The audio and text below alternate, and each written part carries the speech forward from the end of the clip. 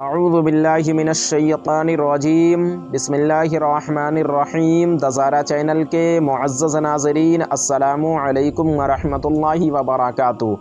ناظرین محترم، ایک شخص ناپاک ہے یعنی غسل کی حاجت ہے اور صبح کو اس کی آنکھ اس وقت کھلی جبکہ فجر کی نماز کا وقت بہت کم ہو کہ اگر وہ غسل کر کے نماز پڑھنا چاہے تو نماز قضا ہو جائے گی، تو ایسا شخص کیا کرے؟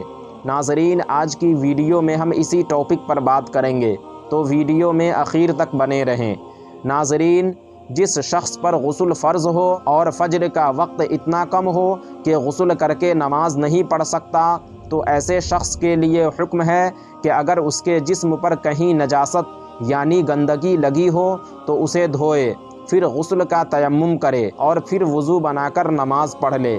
نماز کے بعد غسل کرے اور سورج بلند ہونے کے بعد دوبارہ نماز پڑھے، مگر یہ حکم اس وقت ہے کہ کلی کرنے، ناک میں پانی ڈالنے اور سارے بدن پر پانی بہانے کے بعد 2 رکعت فرض پڑھنے کا بھی وقت نہ بچے۔ اور اگر اتنا وقت تو ہے لیکن صابن وغیرہ لگا کر اہتمام سے نہانے کا وقت نہیں ہے تو اس پر فرض ہے صابن وغیرہ کے بغیر غسل کر کے نماز پڑھے۔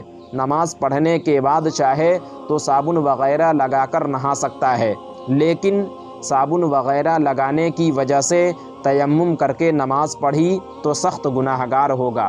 تو ناظرین، آج کی ویڈیو میں بس اتنا ہی۔ امید کرتا ہوں آپ کو ہماری یہ ویڈیو پسند آئی ہوگی۔